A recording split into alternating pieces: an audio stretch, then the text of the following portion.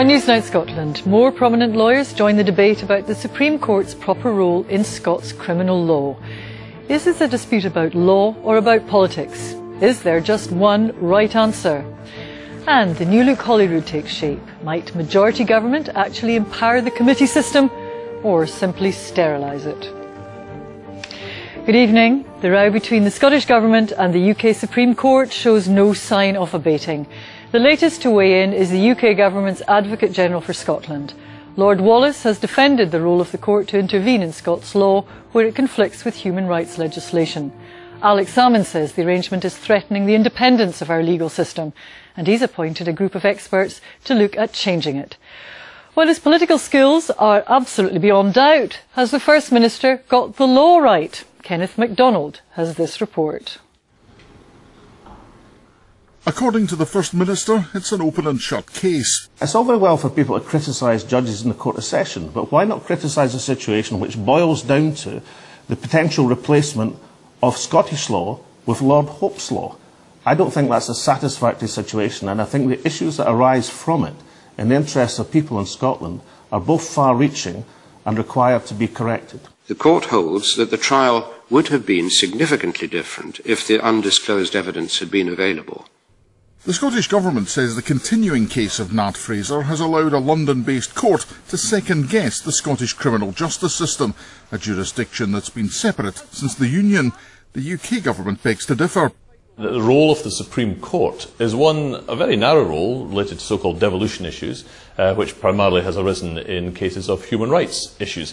And I sometimes wonder if those who have been perhaps most vociferous in their criticisms actually have read the judgments of the Supreme Court in these cases, where they make it very clear that the High Court of Justiciary, sitting in Scotland, is the court of last resort in Scottish criminal cases. Alex Salmon says he's protecting the independence of Scots law. Judging by this morning's headlines, many in the legal system seem to be saying, thanks, but you shouldn't have bothered. But has the First Minister got it right? Yes, he is actually right in law. And I mean, some of the fairly inflammatory remarks made about him today have bordered on the hysterical, and they haven't answered the point. The truth of the matter is, you can get to the Supreme Court in Scotland by bypassing our Scottish courts. You can't do that in England. That's unacceptable. You can get a decision of a majority of judges based on a majority by English judges. That is not acceptable either. And these two matters have to be addressed before we can move on. In terms of law and politics, how easy would it be to change the relationship between the UK Supreme Court and Scots law? There are already plans to amend the Scotland Bill during its progress to change the jurisdiction that the Supreme Court has over Scottish criminal appeals. But the plans at the moment are not to actually remove those appeals entirely. In fact, in the last Scottish Parliament, the Scotland Bill Committee, which included SNP MSPs, accepted that there was a strong case for some Scottish criminal appeals going to London. But now we have a much stronger majority administration. Their views may be rather different in that. The Scottish Government's alternative would be to appeal human rights issues direct to Strasbourg, where they say Scots law would be in safer hands. Strasbourg can't strike down convictions. Strasbourg Court doesn't open cell doors and allow people to walk free, and certainly doesn't do it without a proper examination of the degree of protections and checks and balances within the Scottish judicial system. What the SNP likes about Strasbourg in particular is that the Strasbourg Court can't actually do things like quash convictions. It can't actually set people free. All the Strasbourg Court does is declares, well, your human rights were breached, we're very sorry about that, here's maybe some token compensation, usually not even that. And the domestic system goes on as before, and it's up to the government to decide whether to change the law. There are two ways of looking at this dispute: that the politicians are playing politics with the law, or that the two can't really be separated. It's all politics. There's always politics. I mean, there's judicial politics, there's the real politics, and there's just the general abuse that floats around these matters. The issue in relation to the Supreme Court is one that has to be constantly reviewed. Without going into the details of the Nat Fraser case, it's live, but one may say that it didn't raise a matter of constitutional importance that required the attention of the Supreme Court. And because of that case, it's highlighted the issue of what exactly the role of the Supreme Court is. And if it really is all politics, Alex Salmon has the upper hand. He has a fresh mandate and an overall majority. Who elected Lord Hope? Kenneth MacDonald there. Well, I'm joined now by Professor Tony Kelly, best known for his successes as solicitor in high-profile cases like slopping out Cadder, and of course Al McGrahy. Thanks very much indeed for coming in, Professor Kelly. Do you have any sense that a divide seems to be growing up here between the defence solicitors in Scotland, the defence advocates, people on the defence teams who are saying, whatever happens, let's make sure that we can keep going to the Supreme Court, and actually perhaps the prosecuting teams and the bench who've been very unhappy about some of the decisions recently that have gone against them? We haven't really heard much from the prosecution about what they feel about the exercise of the jurisdiction.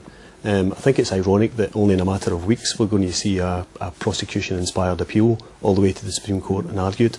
And from what I understand, there are another 3 cases in the wings where the prosecution are going to seek leave. So they're suggestive confidence in the system there. Then. Exactly. They're on one hand they're saying that they're going to exercise the jurisdiction, and yet the Cabinet seems to be also criticising the existence of the jurisdiction. If we look at the point Paul McBride made, though, in the interview, that in Scotland, once you get to the appeal court, if the appeal court says no, you can't go any further, actually you can go to the Supreme Court. Whereas in England, once the appeal court says no, it's no.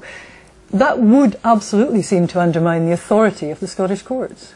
The fact that we can go and seek special leave. Yeah. Well, I don't know if that undermines the authority. That's really about controlling the flow, the number of cases that go to the Supreme Court. And I think it's a bit ironic. The Scotland Act is self-contained. It's a Scottish solution for the new devolved settlement. And every so often we moan about the fact that there are other things that enter into it. And this is an English solution now the nationalists want to seek. It's not called for by the justices of the Supreme Court. Lord Hope gave a submission to the Advocate General's expert group and said that the court is not burdened by applications. It refuses more applications for special leave than it grants, and it's certainly not a problem about it being flooded with applications or flooded with work. But a lot of people would say, look, if the final stop anyway is Strasbourg in this process, why bother going via London? Well, indeed, that's really the ultimate issue. The expert group, of which Paul McBride was a member from the Advocate General, appointed by the Advocate General, they concluded that the whole point of the Supreme Court and the existence of the devolution jurisdiction was to cohere really across the United Kingdom, so that we had the same convention rights and understanding of convention rights between England, Scotland, Wales and Northern Ireland. That's why we stop at the intermediate court, the Supreme Court, before then going on to Strasbourg. What about some of the ideas that have been floating about that there could be a team of Scottish judges specialising in human rights laws that would pass judgment on any appeals in Scotland rather than going to the Supreme Court? Well, I'd be a bit anxious and concerned that we would say that there are judges in Scotland that aren't expert enough to be handling human rights cases. I don't see any ignorance on the part of the judiciary in Scotland or any need for a particular expert panel. We certainly have judges who are very expert, who have appeared in Strasbourg, learned in the law of convention rights. I don't see that would be a solution. But people would say then, why have so many, well, not many, but hugely significant cases gone against them recently, and this argument that perhaps they are not completely in tune with Strasbourg jurisprudence in Scotland. You don't accept that? Well, clearly they're not. They're getting things wrong, and that's really the problem. If the Supreme Court constantly has to overturn the decisions of the Scottish Court, there's a problem. And what's the solution to the problem? The solution perhaps advanced by the Scottish Government is, number one, to change the law. They did that in the wake of the time bar problems about slopping out. And now what they seem to be doing is they want to remove the court. And we saw, I think, an appalling situation where the Cabinet Secretary for Justice talked about stopping the funding to the court. Yes, what do you make of the political rhetoric around this? Have you heard anything like this before in any legal situation? I've never heard comments like that from a politician. Even in the worst days of Tony Blair's government, when Mr Blunkett would come on and complain about the judges, he never got as far as saying that he would attack the funding of the particular courts. That seems to me an attack upon the independence of the judiciary, and I've never heard anything like it in the whole of the United Kingdom. Does it matter, though, do you think? Are we missing a big point here where we think these are just political points that are being made? I mean, does it matter when these sort of comments go out into the public domain? I think it does matter. I think there is a polarisation of the debate, and the polarisation seems to be politicians on one side and lawyers on the other. And I think the lawyers are trying to I think anyway, trying to bring back an element of measured discussion about it. We should have an adult dialogue about this.